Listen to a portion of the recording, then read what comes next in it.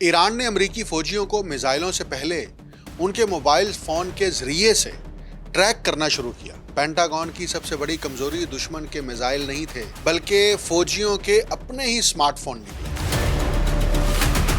ایرانی intelligence net work کے ذریعے صرف 12 سینٹ میں امریکی فوجیوں کے نام، پتے اور حساس معلومات خریدی جا رہی تھی۔ امریکی فوج کہاں سو رہی ہے، کہاں جا رہی ہے اور کہاں تعینات ہے، یہ سب کچھ مارکیٹ میں فروخت ہو رہا تھا۔ ایران نے ہیکنگ نہیں کی بلکہ امریکہ کے اپنے ڈیٹا بزنس ماڈل کو اس کے خلاف استعمال کیا۔ امریکی فوجیوں کا سراغ سیٹلائٹ سے نہیں بلکہ ڈیٹا بروکرز کے ذریعے خریدا جا رہا۔ پینٹاگون نے اعتراف کیا ہے کہ ایران اور دیگر دشمن تجارتی لوکیشن ڈیٹا استعمال کر کے امریکی فوجیوں کی نگرانی کر رہے تھے۔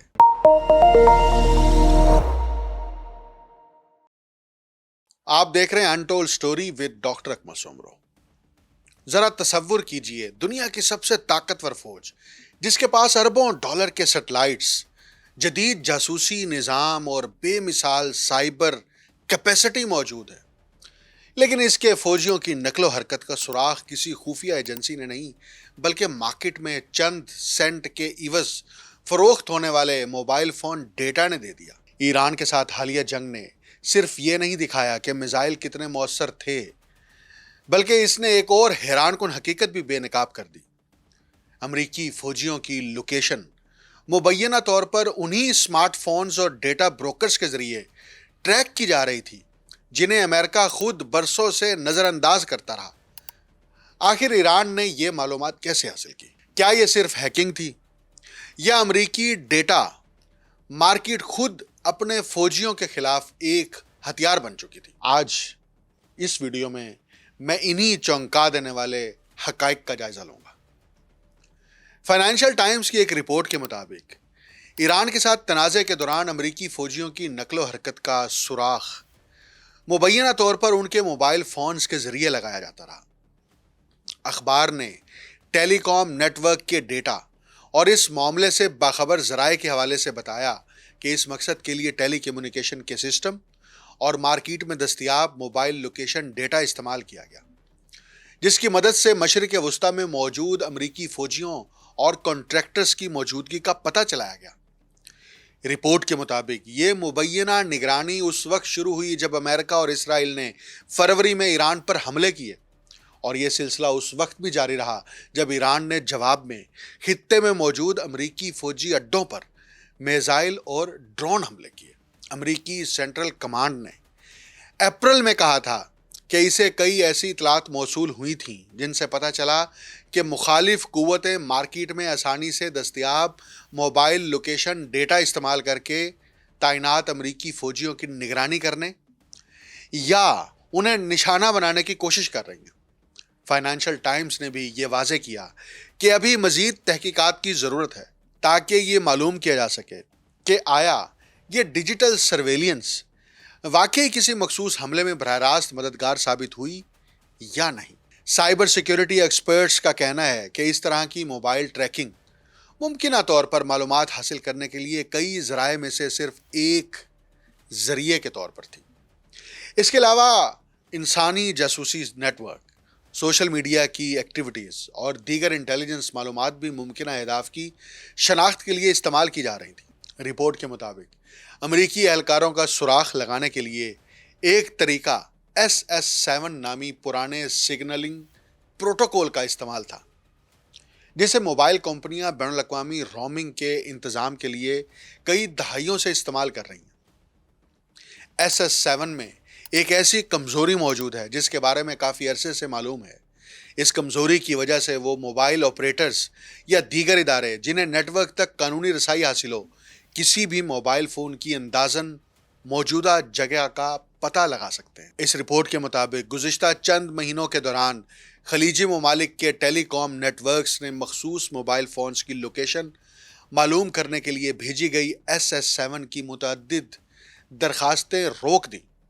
خطے کے حکام کو شبہ تھا کہ ایران یا اس سے وابستہ افراد یا گروپس مقامی موبائل کمپنیوں کے ساتھ پہلے سے موجود رومنگ ایگریمنٹس کا فائدہ اٹھا کر امریکی فوجیوں اور اہلکاروں کی موجودگی کا سراغ لگانے کی کوشش کر رہے تھے۔ دوسرا طریقہ تجارتی بنیادوں پر دستیاب لوکیشن ڈیٹا تھا، جو موبائل ایڈورٹائزنگ ایکو سسٹم کے ذریعے جمع کیا جاتا ہے۔ اس طریقے میں اسمارٹ فونز کے ایڈورٹائزنگ آئیڈینٹی فائزر سے وابستہ لوکیشن معلومات کا تجزیہ کیا جاتا ہے، تاکہ یہ اندازہ لگایا جا سکے کہ متعلقہ موبائل فون کہاں موجود ہے۔ ایران سے منسلک عناصر نے مارکیٹ میں دستیاب لوکیشن ڈیٹا استعمال کرتے ہوئے عراق کے کردستان علاقے میں ان ہوٹلوں کی نشاندہی کی جہاں امریکی سرکاری اہلکار اور کانٹریکٹرز قیام پذیر تھے۔ وائرڈ نے بھی اس حوالے سے ایک تفصیلی رپورٹ شائع کی ہے۔ وائرڈ کے مطابق امریکی انٹیلیجنس ادارے ایک دہائی سے بھی زیادہ عرصے سے تجارتی بنیادوں پر دستیاب لوکیشن ڈیٹا سے پیدا ہونے والے سیکیورٹی خطرات سے نمٹنے کی کوشش کر رہے ہیں۔ 2024 کے آخر میں وائرڈ نے امریکہ میں قائم ایک ڈیٹا بروکر سے حاصل ہونے والے نمونے کا جائزہ لیا، جس میں صرف 2 ماہ کے دوران جرمنی میں تقریباً 1.10 کروڑ موبائل ڈیوائسز سے متعلق 3.6 ارب لوکیشن ریکارڈ موجود تھے۔ اس ڈیٹا میں 12,313 ایسے موبائل فونز بھی شامل تھے جو کم از کم 11 امریکی فوجی انسٹالیشن سے گزرے تھے۔ ان میں جرمنی کے شہر ویسٹ بیڈن میں امریکی فوج کا یورپی ہیڈ کوارٹر، بیوشل ایئر بیس اور گرافن ووہر کا فوجی ٹریننگ سینٹر بھی شامل تھے۔ رپورٹ کے مطابق بعض موبائل فونز کی معلومات سے ان سکولوں کی بھی نشاندہی ہوئی جہاں امریکی فوجیوں کے بچے تعلیم حاصل کرتے تھے۔ وائرڈ نے ڈیوک یونیورسٹی کی 2023 کی ایک تحقیق کا حوالہ بھی دیا، جسے ویسٹ پوائنٹ میں قائم امریکی ملٹری اکیڈمی کی مالی معاونت حاصل تھی۔ اس تحقیق میں بتایا گیا کہ ڈیٹا بروکرز کے پاس امریکی فوجیوں اور ان کے اہل خانہ سے متعلق ہزاروں ریکارڈ فروخت کے لیے موجود تھے۔ تحقیق کرنے والوں نے خود کو خریدار ظاہر کر کے ایکٹیو ڈیوٹی پر تعینات امریکی فوجیوں کے نام، پتے، صحت سے متعلق معلومات اور مالی تفصیلات حاصل کی، اور بعض ریکارڈ کی قیمت صرف 12 سینٹ فی ریکارڈ تھی۔ تقریباً 1 دہائی تک پینٹاگون کو اس کے اپنے ٹھیکیداروں، تجزیہ کاروں اور انٹیلیجنس اداروں کی جانب سے مسلسل خبردار کیا جاتا رہا کہ صرف ایک کریڈٹ کارڈ رکھنے والا کوئی بھی شخص تجارتی طور پر فروخت ہونے والے لوکیشن ڈیٹا کی مدد سے یہ معلوم کر سکتا ہے کہ امریکی فوجی کہاں سوتے ہیں، کہاں تعینات ہیں اور حتیٰ کہ ایٹمی ہتھیار کہاں محفوظ رکھے گئے۔ مگر ان تمام وارننگز کو نظر انداز کر دیا گیا، اور اب جنگی محاذ پر اس غفلت کی قیمت امریکی فوجی ادا کر رہے ہیں۔ امریکی سینٹرل کمانڈ نے پہلی مرتبہ سرکاری طور پر تسلیم کیا ہے کہ اسے متعدد ایسے خطرات کی اطلاعات موصول ہوئی ہیں جن سے ظاہر ہوتا ہے کہ تجارتی لوکیشن ڈیٹا استعمال کر کے مشرق وسطیٰ میں امریکی فوجیوں کی نگرانی یا انہیں نشانہ بنانے کی کوشش کی جا رہی۔ یہ پہلا باضابطہ اعتراف ہے کہ ڈیٹا بروکرز کی انڈسٹری امریکی افواج کا سراغ لگانے کے لیے استعمال ہو رہی ہے۔ اس انکشاف کی ابتدائی رپورٹ رائٹرز نے شائع کی تھی، جس نے سینٹ کام کا مذکورہ خط حاصل کیا۔ تاہم یہ خط دراصل ایک طویل اور نہایت تشویشناک ریکارڈ کی صرف ایک کڑی ہے۔ تقریباً 10 برس سے امریکی قانون سازوں کو بھی انہی خطرات سے مسلسل آگاہ کیا جا رہا تھا، جن سے پینٹاگون کو خبردار کیا جاتا رہا۔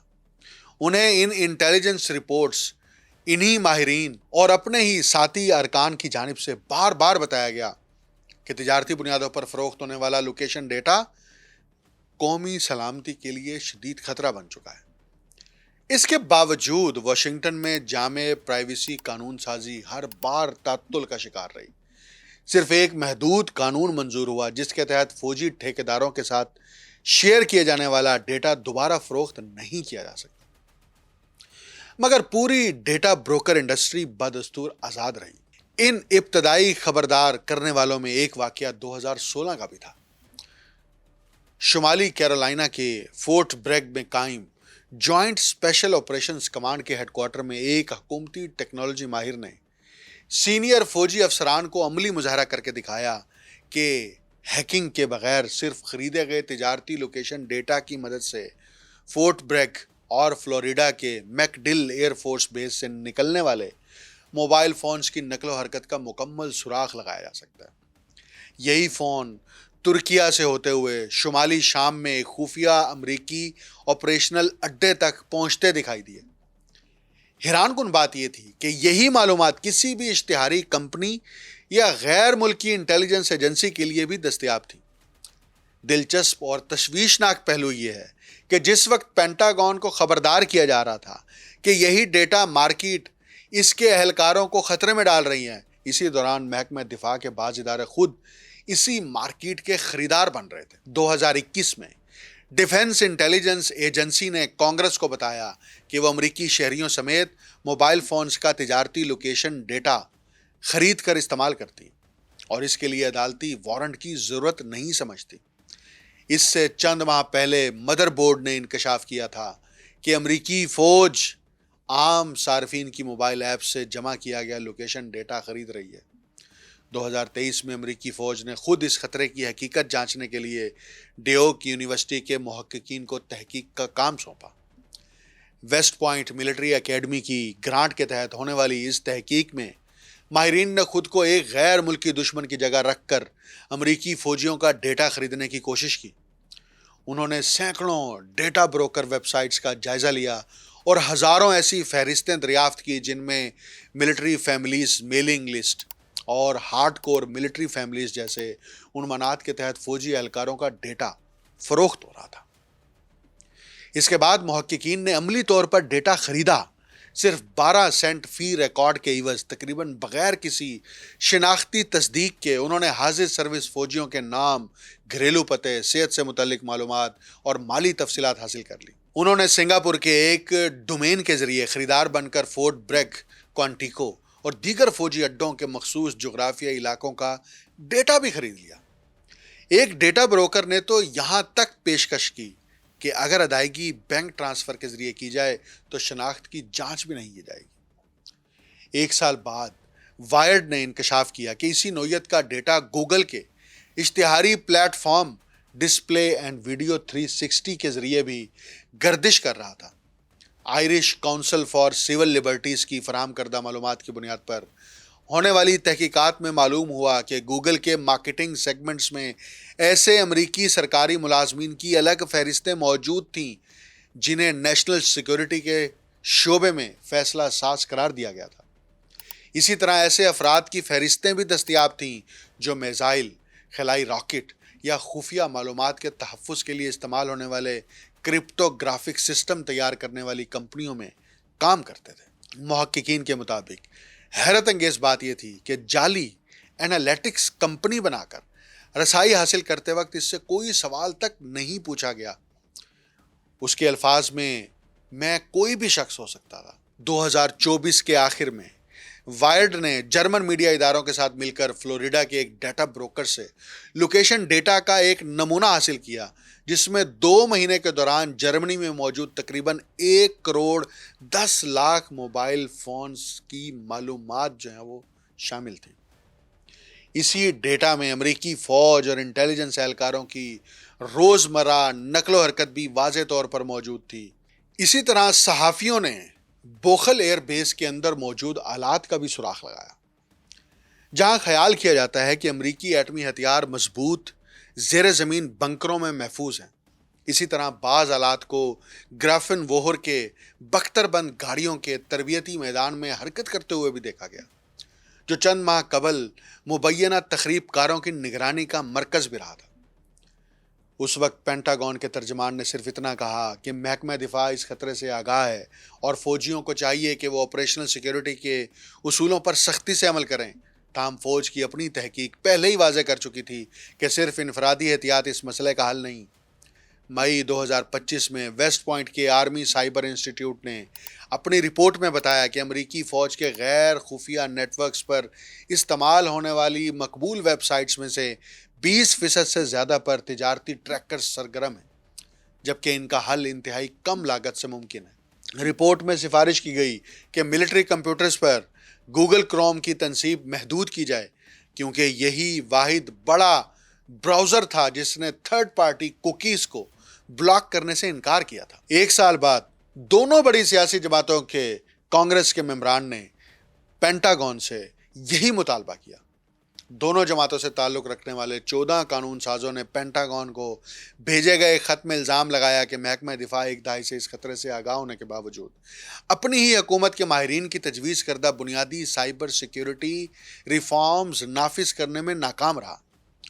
उन्होंने मुतालबा किया कि फ़ौजी मोबाइल फ़ोन्स में इश्तिहारी शनाख्ती नंबर यानी एडवर्टाइजिंग ID बंद किए जाएँ, सरकारी आलात से क्रोम ब्राउज़र्स हटाकर प्राइवेसी पर मबनी ब्राउज़र्स इस्तेमाल किए जाएँ और फ़ौजियों को रियासती data broker opt out system में शामिल किया जाए ताकि इनका डेटा फ़रोख्त ना हो सके। ख़त में ये सवाल भी उठाया गया कि आर्मी साइबर इंस्टीट्यूट की सिफारशात पर क्या अमल दरामद किया गया और 2017 के इस कानून से क्यों फ़ायदा नहीं उठाया गया जो ख़तरे से दो चार एहलकारों के लिए खसूसी साइबर तहफ़्फ़ुज़ की इजाज़त देता है। सबसे ज़्यादा हैरान कुन हकीकत ये थी कि सेंटकॉम ने एतराफ़ किया कि सरकारी स्मार्टफोन्स में लोकेशन शेयरिंग बंद करने की सहूलत उसी माह फराहम की गई, हालांकि इस खतरे से मुतालिक पहली तंबीह तकरीबन 10 साल पहले मौसूल हो चुकी थी। इसी महीने अमेरिकी फ़ौज ने अपने एहलकारों को हिदायत की कि वो सरकारी काम के लिए अपने ज़ाती मोबाइल फ़ोन इस्तेमाल करें। फ़ौज का मौक़िफ़ है कि इसे सिर्फ मखसूस सरकारी ऐप तक रसाई हासिल होती है, जबकि एहलकारों के ज़ाती पैगामात, तस्वीर और ब्राउजिंग महफूज रहती है। मगर फ़ौज की अपनी तहकीक वाज़े कर चुकी है कि डेटा ब्रोकर्स के लिए ऐसी कोई हिफाजती वॉल या दीवार मौजूद नहीं। प्राइवेसी के हकूक़ के लिए काम करने वाली तंजीम डिमांड प्रोग्रेस के एग्जीक्यूटिव डायरेक्टर शॉन विटका के मुताबिक 2 साल पहले अमरीकी ऐवान नुमाइंदगान ने एक अहम कानून मंजूर किया था जिसके ज़रिए हुकूमत को डेटा ब्रोकर इंडस्ट्री की सरपरस्ती से रोका जाना था, मगर दोनों जमातों के यानी डेमोक्रेट्स और रिपब्लिकन के चंद सर्वेलेंस के हामी कानून साजों ने इसे रोक दिया, जबकि सेनेट की क़यादत ने इंतखाबात के बाद भी इसे वोटिंग के लिए पेश नहीं किया। ईरान ने इस जंग के दौरान एक तरफ इसराइल के ऊपर मिसाइल दागे, दूसरी तरफ खलीजी ममालिक में अमरीकी फ़ौजी अड्डों के ऊपर जब मिसाइल बरसाए जा रहे थे तो बैनुल अक़वामी मीडिया ये रिपोर्ट कर रहा था कि इतनी एक्यूरेसी कहाँ से आ रही है। एक तो ये कहा गया कि चाइना ने अपना बाइडो सिस्टम जो है वो ईरान के हवाले कर दिया है और दूसरी तरफ जो मार्केट के अंदर डेटा ब्रोकर्स मौजूद थे उनकी मदद से भी ईरान ने एक ऐसा खुफिया नेटवर्क का जाल बिछाया कि जिससे अमरीकी फ़ौजियों को और अमरीकी फ़ौजी अड्डों को निशाना बनाने में उन्हें मदद मिलती रही।